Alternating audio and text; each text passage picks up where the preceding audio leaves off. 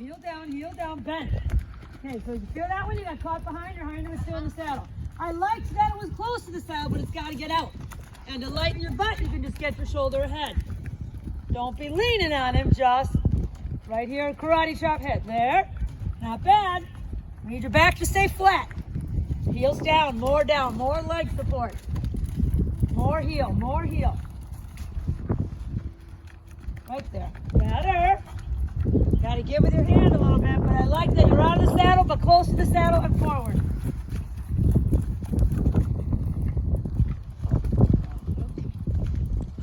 Come on, that heel, ma'am. Way down, way down, way down. Yep, so that your leg stays forward. Don't let it get behind you and get his pole up. Look where his head is. How can he jump with his head and his knees? There you go. Keep his head up. All right. One more. Get his head up. You're going to have to start being aware of that. More. Yeah. Keep his head up. Karate chop now. All right. And a walk. All right, so what I'm seeing right now is those heels aren't staying down as much, and I know why, because you're not standing up out of your stirrups like we don't want you to stand out of your stirrups. So I've got to get you to think about having that heel down and brace in front of you and gripping. And you're gripping, but you're not necessarily bracing your leg down and forward in front of you. Does that make sense? Yeah. Sort of. Okay.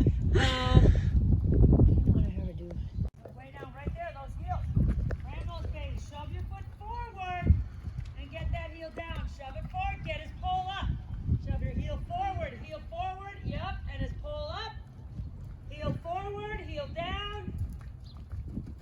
And sink and slow. Alright, not bad. I actually like the legs pretty well.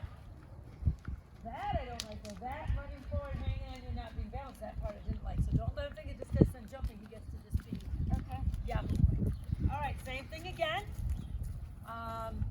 In between your green box and your blue barrel, you're going to sink down a little bit and do a little pulsing hand to just steady him a little bit. That he doesn't just be like, because the striding wasn't quite right because he was going just a little strong.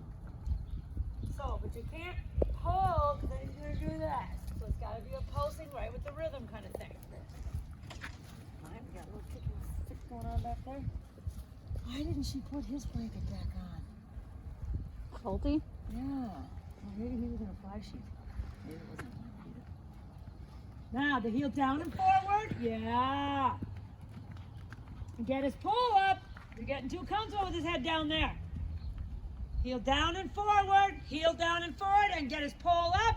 Remember, you do a little sinking tug thing. Now, sink and tug. Sink and tug. Yeah, yeah, yeah. All right, not bad. That was more controlled. Now, organized right there. He doesn't just get to fall apart. That was more controlled in between there. And you notice the striding worked out better? Yeah.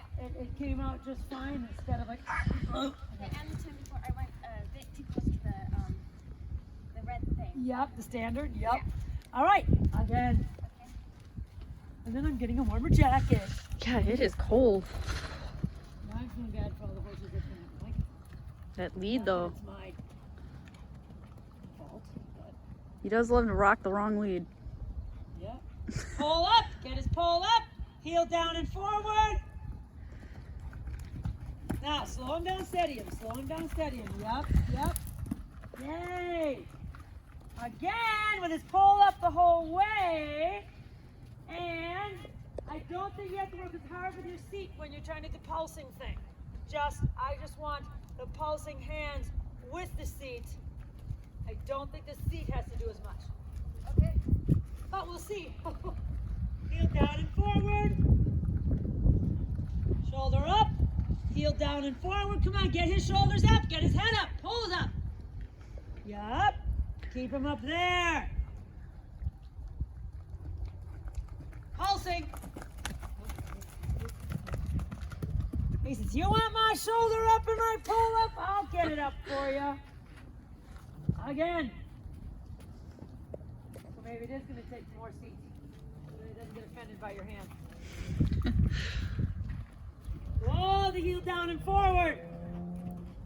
Heel down and forward. Shove your foot forward to his shoulder, but keep his shoulder up. Keep his pole up. Oh, that's not good. Now sit and pulsing. Yep. All right, and walk and praise him. Organize. Don't let him just fall apart. All right, I'll take that. All right, so you're definitely getting better at sitting up and being able to do something in between versus just surviving. Okay. You know, the experience, so yay on that. And I didn't feel like you were getting left behind on any of these. It was happening more on the cross rail than it was on these. I'm not sure why, but I'm not going to worry about it. So your homework is really going to be to start being more aware of him hanging on you down there. It's like now that he knows that you want him to have his head down like Jess wants him to have his head down, he's trying the next thing that he tried on her, which was, fine, I'm going to put it here and I'm going to hang on you and you hold my head up. So it's hard to be aware of it because it's so wonderful that his head is down because he worked so hard to be able to get him there. Then now he puts his head down there, and once it's down there, a person can kind of be mindless and ride along and his head's down there. Well, you can't because then he's on his front end.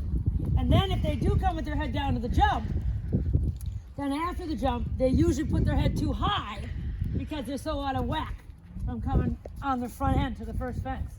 So they're like, oh, I gotta get my head up, I gotta go, and then they don't stay round. So on the flat, you're gonna be making sure that you're paying attention. You have to look in the mirror, but mostly you should be able to feel it because he'll just get heavier and heavier and heavier. The trick is to notice it before it gets too heavy so that you can nip it in the bud before it becomes a full flower.